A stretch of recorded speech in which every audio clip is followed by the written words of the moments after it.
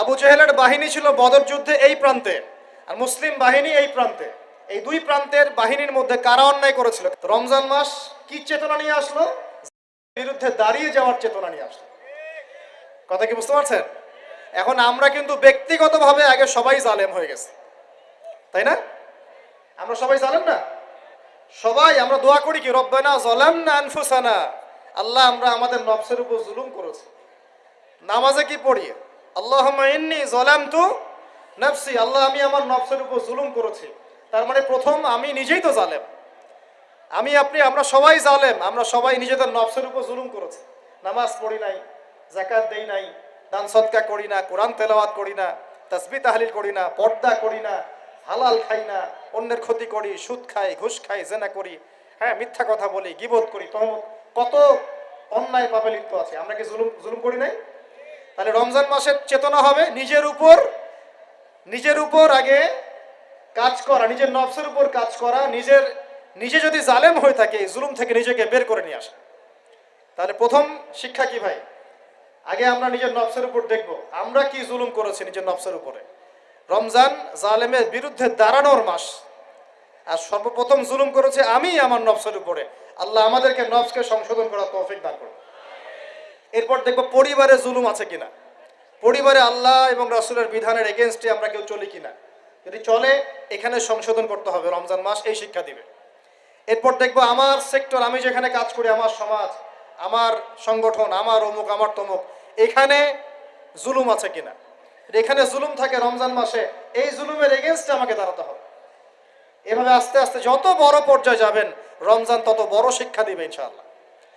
তো রমজান কয়টা জিনিস দিয়েছে ভাই? প্রথমে তিনটা। এক, কেবলা পরিবর্তন, একটা জাতিগত উত্থান। দুই, কোরআন নাজিল হয়েছে এই মাসে। তিন, এই মাসে আবার বদর যুদ্ধ হয়েছে। তিনটা জিনিস। আর আজকে আমরা আলোচনা করব একটা জিনিস নিয়ে সংক্ষিপ্ত সময়ের মধ্যে, সেটা হলো কোরআন এবং রমাদান। একটু মনোযোগ দেন, খুব লম্বা আলোচনা করে আপনাদেরকে বিরক্ত করব না। যে কথাগুলো বলবো ইনশাআল্লাহ আমি কিন্তু সারগর্ভ কথা বলার চেষ্টা করছি ইনশাআল্লাহ। দেখুন, আমরা একটু এবার চলে যাব সূরা কদরে। কোন সূরা ভাই? আল্লাহ পাক বলেন ইন্না আনজালনাহু ফি লাইলাতিল কদর, নিঃসন্দেহে আমি কোরআনকে নাজিল করেছি কদরের রাতে। কোন রাতে? ওয়া মা আদরাকা মা লাইলাতুল কদর, হে নবী মুহাম্মদ সাল্লাল্লাহু আলাইহি ওয়াসাল্লাম আপনি কি জানেন কদরের রাত কি? লাইলাতুল কদরি খায়রুম মিন আলফি শাহর, আল্লাহ পাক বলেন কদরের রাত হচ্ছে হাজার মাসের চাইতে উত্তম। সুবহানাল্লাহ। তানাজ্জালুল মালাইকাতু ওয়ার রূহ, এই রাতে নাজিল হয়, অবতীর্ণ হন ফেরেশতা মণ্ডলী, আসমান থেকে সমস্ত ফেরেশতারা নেমে আসেন। ওয়ার রূহু, এবং জিবরাইল আলাইহিস সালামও নেমে আসেন। তানাজ্জালুল মালাইকাতু ওয়ার রূহু ফিহা বিইذনি রাব্বিহিম মিন কুল্লি আমর, এই রাতে আল্লাহ পাক তাকদীরের ফয়সালা করেন প্রত্যেকটা বিষয়ে। সালামুন হিয়া হাত্তা মাতলাইল ফজর, এবং ফজর পর্যন্ত এই রাতে শান্তি বিরাজ করে। শান্তি, শান্তি আর শান্তি। সুবহানাল্লাহ। এই রাতে যে ইবাদত করবে হাজার মাস ইবাদত করার নেকি পাবে ইনশাআল্লাহ। কেন এই রাতটা কেন ইম্পর্টেন্ট? একটাই কারণ, এই রাতে আল্লাহ পাক কোরআন নাজিল করেছেন। কি নাজিল করেছেন? কোরআন। এখন আসেন একটু মনোযোগ ধরে রাখেন। আল্লাহ পাক কোরআন নাজিল করেছেন লাইলাতুল কদরে। আর লাইলাতুল কদর কোন মাসে? শাবানে, রজবে না রমজানে? আবার বলছি, আল্লাহ বলছেন আমি কোরআন নাজিল করেছি লাইলাতুল কদরে। তো লাইলাতুল কদর কি শাবানে, রজবে না রমজানে? তার মানে লাইলাতুল কদর রমজানে। রমজানের কোথায়? রমজানের শেষ দশকে। রমজানের শেষ দশকে 21, 23, 25, 27, 29 এই পাঁচটা বেজর রাতের যে কোনো একটা রাত হবে কি লাইলাতুল কদর। তার মানে আমরা বুঝতে পারলাম কোরআন নাজিল হয়েছে লাইলাতুল কদরে, লাইলাতুল কদর হচ্ছে রমজান মাসে, অর্থাৎ কোরআন নাজিল হয়েছে রমজান মাসে। ঠিক আল্লাহ পাক সূরা বাকারায় বলছেন শাহরু রমাদানাল্লাযী উনজিলা ফীহিল কোরআন, রমজান সেই মাস যেই মাসে শুধু কেবলাই পরিবর্তন হয়নি, শুধু বদরের যুদ্ধই করা হয়নি, রমজান মাসে কোরআনও নাজিল হয়েছে। আল্লাহু আকবার। এখন বুঝতে হবে, এবার এই জায়গায় আসেন, যখন কোরআন নাজিল হচ্ছে তখনকার পরিবেশটা কেমন? এই যুবক ভাইরা একটু খেয়াল করেন, আপনাদের জন্য এই লেকচারটা ইম্পর্টেন্ট, কারণ আগামীর কাজগুলো আপনাদেরকে করতে হবে। রমজান মাসে কোরআন নাজিল হয়েছে। এখন দেখব আমরা কোরআন কোন প্রেক্ষাপটে নাজিল হয়েছে, কেন নাজিল হলো, কোরআন নাজিল হওয়ার কি প্রয়োজন ছিল বিশ্বে। কোরআন নাজিল হয়েছে এমন একটা সমাজে, যে সমাজটাকে আমরা বলি আইয়ামে জাহিলিয়া। কি বলি ভাই? কোথায় নাজিল হয়েছে? হেরা গুহায়। কার উপর নাজিল হয়েছে? মুহাম্মদ রাসূলুল্লাহ সাল্লাল্লাহু আলাইহি ওয়াসাল্লামের উপরে। কখন, কিভাবে, কোন প্রেক্ষাপটে? প্রেক্ষাপটটা এমন ছিল, ওই সমাজটা ছিল আবু জেহেলের শাসন। কার শাসন? আবু জেহেল মানে কি? আবু জেহেল কি তার নিজের নাম? তার নিজের নাম হলো আবুল হাকাম। নিজের নাম কি? আবুল হাকাম মানে কি? আবুল হাকাম মানে জ্ঞানের পিতা। সোজা বাংলা ভাষায় বললে আবুল হাকাম মানে বুদ্ধিজীবী। আবুল হাকাম মানে কি? আমাদের সমাজে বুদ্ধিজীবীর অভাব আছে। টকশো মাথায় ফেলছে, একদম টকশোর পর টকশো, টকশোর পর টকশো, খালি বক বক বক বক বক বক, কাজের কাজ কিছুই নাই। কথা যতটুকু, কাজ তার চেয়ে অল্প। এত কথা, সুবহানাল্লাহ। মানে পৃথিবীর সব জ্ঞানী মানুষ এখানেই আছে। ভাবখানে এমন, পৃথিবীর যত জ্ঞানী মানুষ আল্লাহ পাক এখানেই নাজিল করছে। আবুল হাকাম, তার নাম আবুল হাকাম, জ্ঞানের পিতা। কার নাম? আবুল হাকাম। তাহলে এখন বলেন, আবু জেহেলের নাম আবুল হাকাম, তো এখন আমরা ওকে আবু জেহেল বলে ডাকি কেন? বলেন দেখি। ও কোন জ্ঞান অর্জন করে নাই, কোন জ্ঞান চেনে নাই? যখন কোরআন নাজিল হচ্ছে এবং রাসূল সুন্নাহ দিয়ে দাওয়াতি কাজ করছেন, ইসলামের প্রচার করছেন, ও ইসলামের এই আলো চিনতে পারে নাই বলেই তার নাম আবু জেহেল।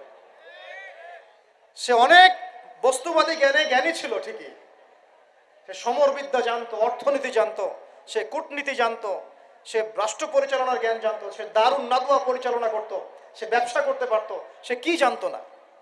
কেন তাকে আবু জাহেল বলছি? কারণ সে কোরআন সুন্নাহর জাজল্যমান সত্যটাকে ডিনাই করেছে, এই কারণে। এরকম লোক আমাদের সমাজে আছে কি না? শুধু আমাদের সমাজে না, এরকম লোক দিয়ে এখনকার বিশ্বটাই ভর্তি। এখনকার বিশ্বে আবু জেহেল দিয়ে ভর্তি সব। অর্থনীতি, জিওপলিটিক্স, ভূরাজনৈতিক প্রেক্ষাপট, philosophy, science, arts, commerce, medical science, engineering, এমন কোনো জ্ঞান নাই যে তার জানা নাই। কিন্তু কোরআন এবং সুন্নাহর জ্ঞানে মিসকিন, সত্য চিন্তা মিসকিন। ওযু করতে পারে না, গোসল করতে পারে না, নামাজের ফরজ ওয়াজিব জানে না, সুন্নত মুস্তাহাব বোঝে না, কোরআন তেলাওয়াতও করতে পারে না। একটা আয়াত তেলাওয়াত করতে দাঁত ভেঙে যাচ্ছে একেবারে। একটা আয়াত তেলাওয়াত করতে, ওলামায়ে কেরামের সামনে বসলে একটা আয়াত তেলাওয়াত করতে 10টা ভুল বের করা যাবে। দিনের বেসিক জ্ঞান অর্জন করতে পারে না। আবু জেহেল কাকে বলে? এই ধরনের মানুষকে আবু জেহেল বলে।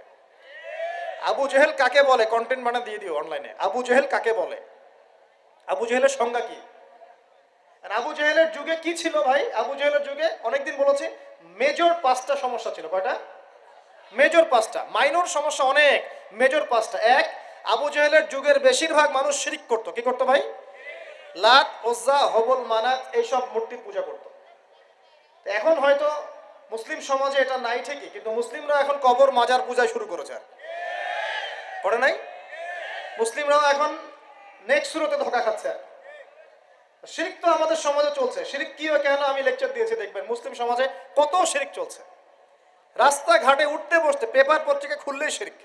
পেপার খুলবেন, রাশিফল, সিংহ রাশি, কন্যা রাশি, দিনটা কেমন যাবে বিশ্বাস করলেই মোশরেক হয়ে যাবে। রাস্তার পাশে টিয়া পাখি দিয়ে ভাগ্য পরীক্ষা করছে, হাতটা দেখে দেন তো ভাই কি আছে, বললেই শিরক হয়ে যাবে। আংটি বিক্রি করছে, আংটি পরলে রোগ ভালো হবে, হাতে দিল রোগ ভালো হবে এই উদ্দেশ্যে, মোশরেক। হাতে দিয়েছে রোগ ভালো হবে, আমার ডায়াবেটিস ভালো হয়ে যাবে, বিসমিল্লাহ, ব্যাস মোশরেক, নাউজুবিল্লাহ। এই আকীদা নিয়ে পড়লেই মোশরেক। মুসলিম সমাজে অহরহ শিরক আছে।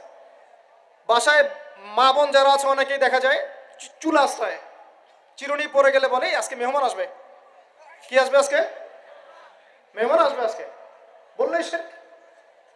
বাসা থেকে বের হচ্ছেন, আপনার পাঞ্জাবিটা একটু আটকে গেছে, আপনার স্ত্রী বলছে একটু বসে যান, অমঙ্গল হতে পারে, বসেন, বাস মোশরেক, শিরক হয়ে গেল। মুসলিম সমাজে রন্ধ্রে রন্ধ্রে শিরক এখন। আবু জেহেলের যুগে শিরক ছিল, এগুলো বলতে থাকলে এটা নিয়ে আলোচনা করতে হবে। আলোচনার টপিক আমার আজকে অন্যরকম। আবু জেহেলের যুগে কি ছিল ভাই? শিরক ছিল, সমাজে রন্ধ্রে রন্ধ্রে শিরক ছিল। এখনকার সমাজেও শিরক আছে। তারা লা ইলাহা ইল্লাল্লাহ না পড়ে শিরক করতো, আমরা পড়েও শিরক করি। আল্লাহ পাক আমাদের সবাইকে শিরকের পাপ থেকে হেফাজত করুন বলি আমি। এই একটা পাপ যদি কেউ না করে ইনশাল্লাহ সে জান্নাতে যাবে, যতই পাপ করুক না কেন। জেনা করেছে, মদ খেয়েছে, মিথ্যা বলেছে, অনেক কিছু করেছে, শুধু শিরকের পাপ করে নাই, আল্লাহ তাকে মাফ করে দিবেন ইনশাল্লাহ। বিশ্বাস করলেন না কথাটা? নবীজি বলেছেন এই উম্মতের যে কোনো ব্যক্তি যতই পাপ করুক না কেন আল্লাহ পাক সমস্ত পাপ মাফ করতে পারেন, কিন্তু শিরকের গুনাহ আল্লাহ পাক মাফ করবেন। তওবা করে যদি মারা না যায় মাফ করবেন না। একটা এক্সাম্পল দিয়ে বুঝাচ্ছি তাহলে ক্লিয়ার হয়ে যাবে। মনে করেন কেউ একজন জেনা করেছে, তওবা করার সুযোগ হয় নাই, মারা গেছে, নাউযুবিল্লাহ। এখন আল্লাহ পাক কিয়ামতের মাঠে এই জেনার পাপটা মাফ করে দিতে পারেন, যদিও সে তওবা করে নাই। যদিও সে তওবা করে নাই, আল্লাহ পাক এই পাপটাও মাফ করতে পারেন। কিন্তু একজন ব্যক্তি শিরক করেছে, তওবা করে নাই, কিন্তু এই অবস্থায় যদি কাল কিয়ামতের মাঠে আল্লাহর সাথে সাক্ষাৎ করে, আল্লাহ তার গুনাহ মাফ করবে না।